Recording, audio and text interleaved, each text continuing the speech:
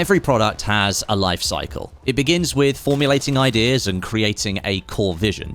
Then you create a prototype or a scale model, and you test it to see if it's viable. If it is, you move on into production, you create the product, and you release it into the market. After that, the product usually grows, and then it matures. It finds an audience, it changes and adapts, and it caters to that audience's wants and needs. And eventually, that product, after a period of time, will then enter into a period of decline. Now, if you take that process for Battlefield 6, we're in the maturing stage now, I'd say. Since launch, the game blew up and had millions of players over those first couple of weeks, but very quickly, it lost a lot of those players. Since then, the game has changed a bit. There's some tweaks that have been made, content has been added, core issues have been fixed, all in the hope of pleasing the huge audience that this game initially found. But is it okay to say that I think the game is now at a real fork in the road already? There's certainly a chance that the product keeps maturing, it keeps changing, it keeps adapting, and it keeps itself relevant, potentially even seeing a bit of resurgence in popularity if it gets those changes right. But I think there's also an ever-increasing chance that the game could move into proper decline. Seasons 1 and 2, both representing this current maturing stage of Battlefield 6's life so far, they haven't exactly wowed the audience, perhaps each for different reasons. Season 1 arguably didn't match player expectations when it came to content quantity or quality, and Season 2 certainly upped the quality when it came to maps and weapons, but the cadence of the content failed to really take the step the audience wanted to see.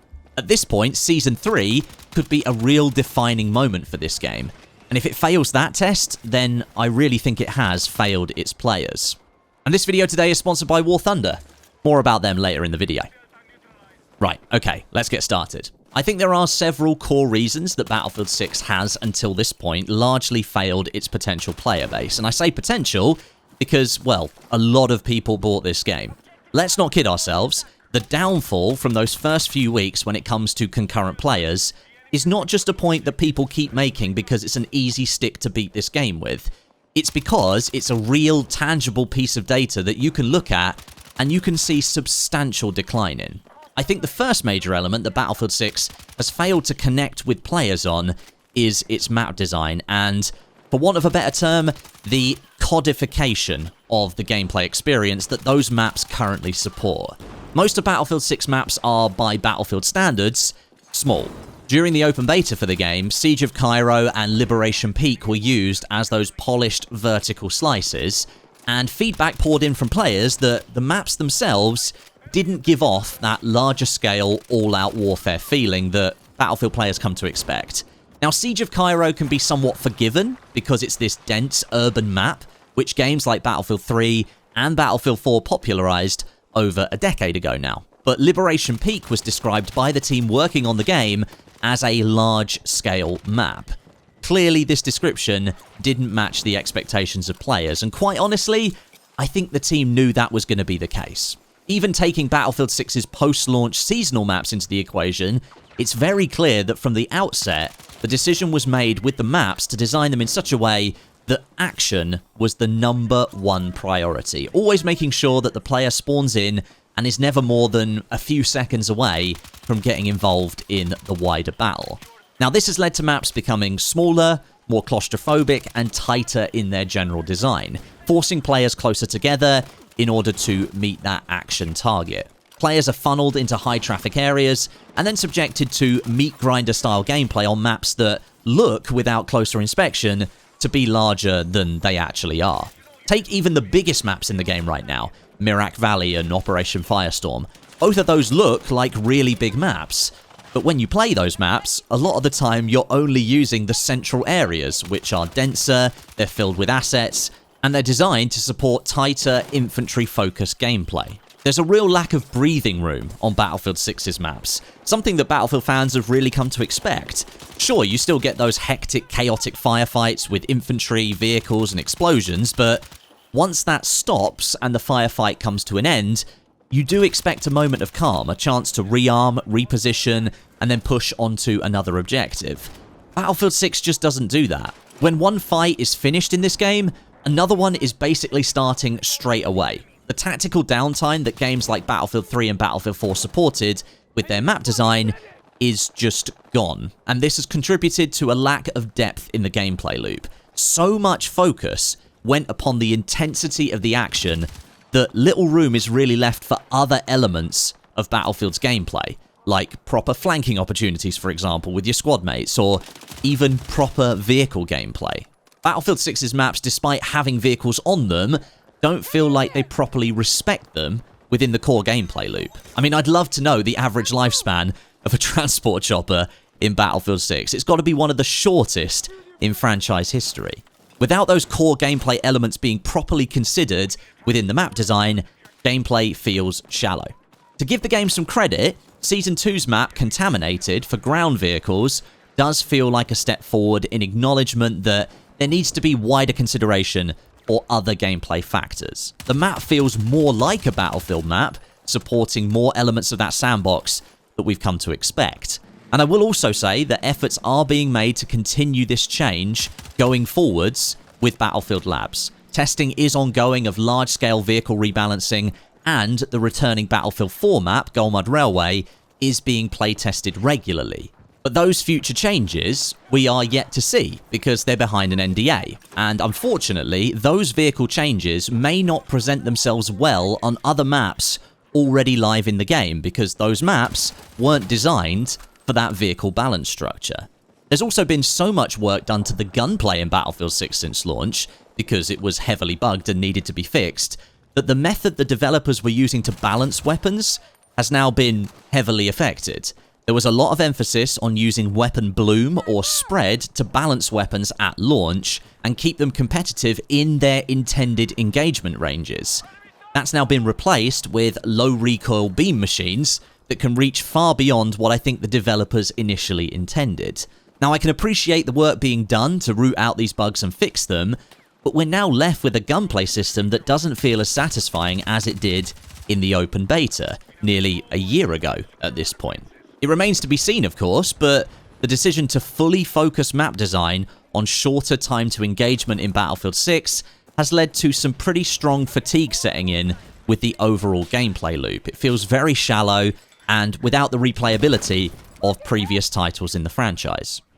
And thanks to War Thunder for sponsoring today, the most comprehensive vehicle combat game ever made, playable for free on PC, console, and now mobile. You can take command of over 2,500 tanks, planes, helicopters, and ships from various eras of war, all the way from the 1920s through to modern day. Immerse yourself in the gameplay and combat with incredibly detailed models and authentic sounds that put you right in the middle of the action. My favorite way to play is arcade, fast-paced matches with enhanced vehicle performance and simplified physics. But there's also realistic mode, which dials up the intensity, and finally simulator mode, which ditches all those guardrails and gives you the ultimate challenge. War Thunder works on your current hardware too. No need for special equipment, just use your mouse and keyboard on PC or controller on console, and you can jump right in. So come and join a worldwide community of over 95 million players in huge PvP battles in War Thunder. It's unmatched for its wealth of high-quality content, and there's really no better game out there for fans of military history. So go click the links in the description or the pinned comment right now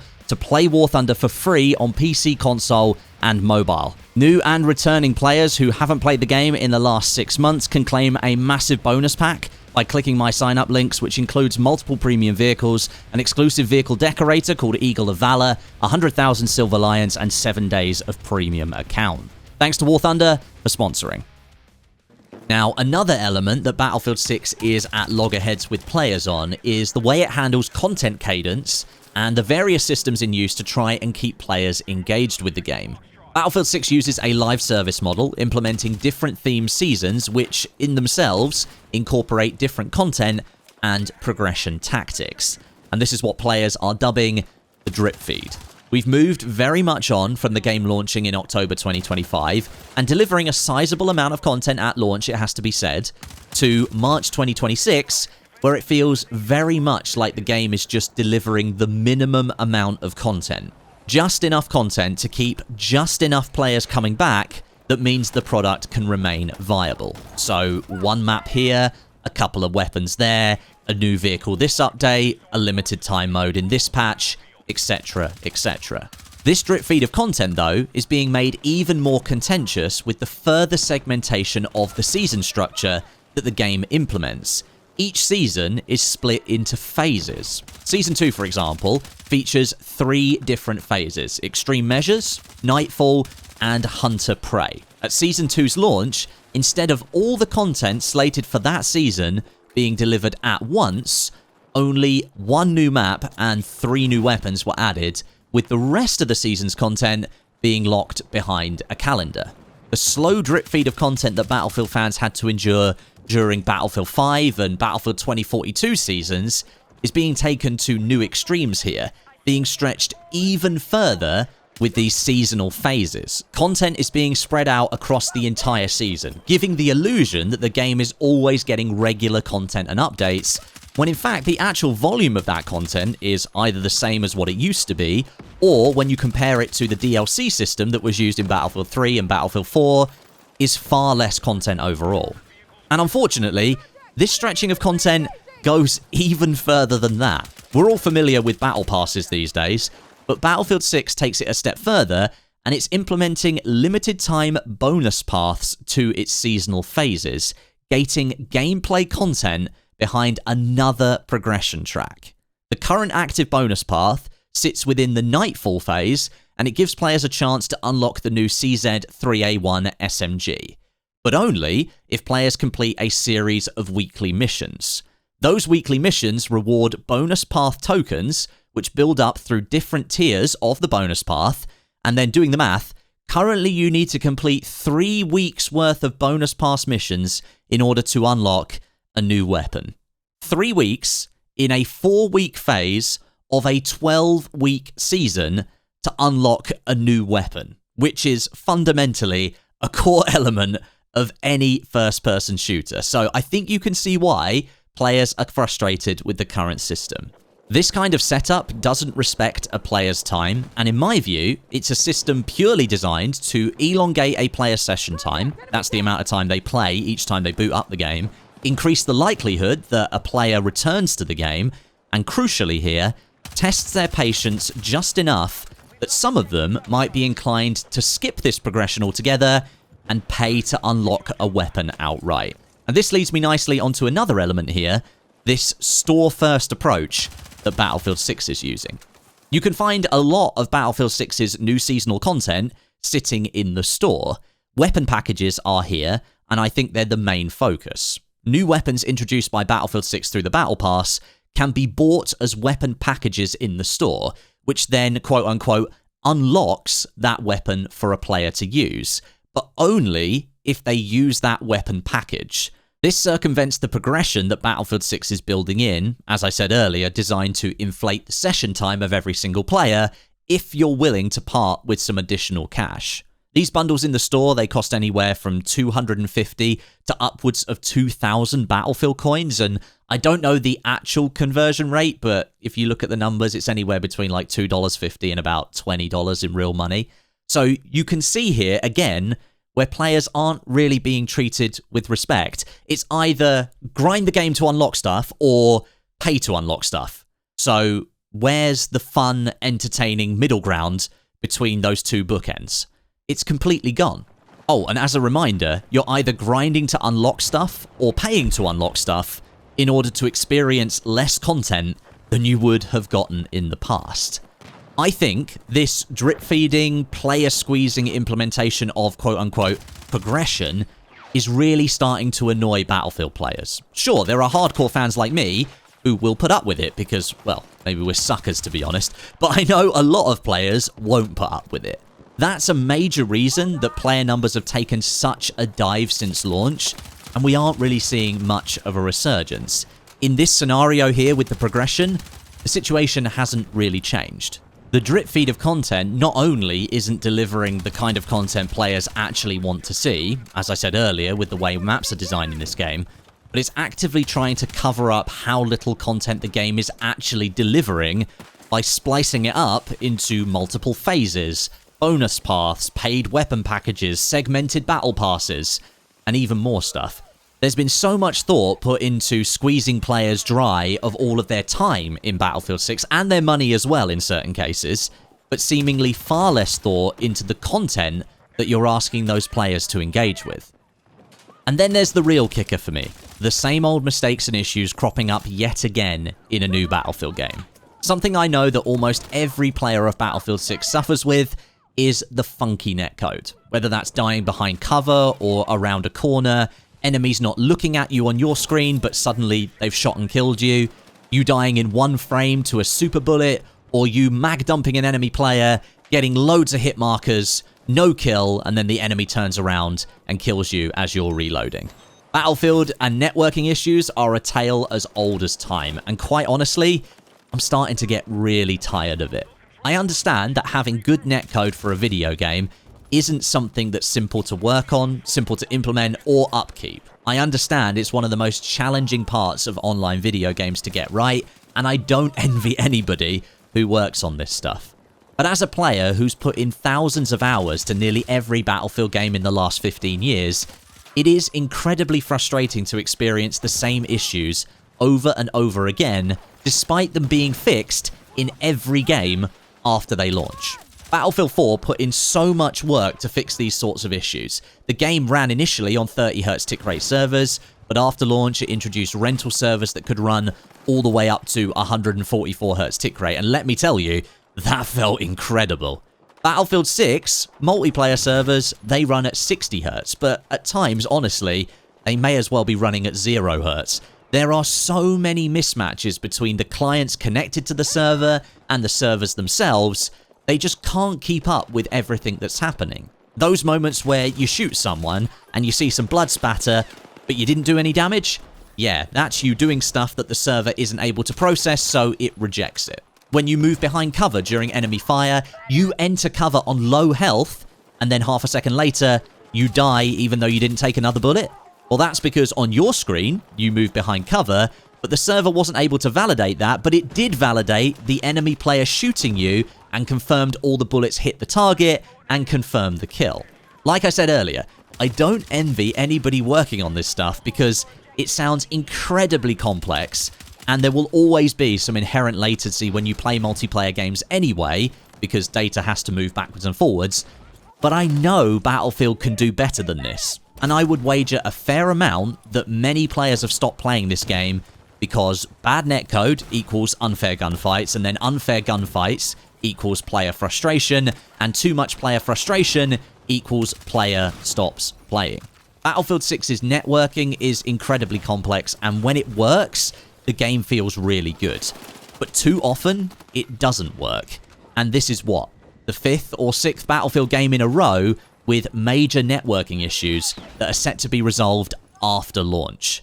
That's the sort of reputation you don't want, and unfortunately here, Battlefield 6 is just replicating too many of the issues that were present in Battlefield 3 and Battlefield 4 all of those years ago. Look, at the end of the day, if you kind of summarize all this stuff, it's not that Battlefield 6 is buggy or messy or missing features or doesn't have enough content. The game just feels like it doesn't really have a soul.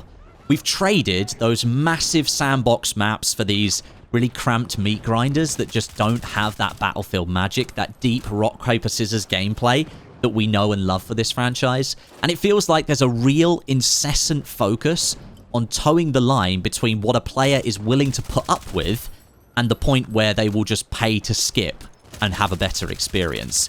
I mean, that just doesn't inspire any confidence whatsoever, and that's not really a video game to me. That's not really anything. I agree with a lot of other people that there are some very clear, easy wins for Battlefield 6 that could massively improve the gameplay experience and elevate it towards becoming a much better Battlefield than we've seen in the past few years. But we just don't have much evidence to support that the team behind this game is willing to take those on. I think until EA, Battlefield Studios, and the teams working on Battlefield 6 stop chasing every trend and start listening to the people actually playing the game and embody some of what makes Battlefield one of the best FPS franchises in the world, Battlefield 6 isn't going to be that return to form at all. And it certainly isn't going to be a successor to all those great games of the franchise like Battlefield 3 and Battlefield 4. It will just serve as a reminder of just how far this series has fallen. And again, thanks to War Thunder for sponsoring today. Don't forget you can play for free on PC, console, and mobile right now by clicking my links in the description or the pinned comment. New and returning players who haven't played in the last 6 months, they will also receive a massive bonus pack across PC and console that includes multiple premium vehicles and other cool stuff too. Only available for a limited time, so don't miss out. Thanks very much for watching, guys. Drop a like if you enjoyed. Leave your thoughts down below in the comments section. I'll catch you soon.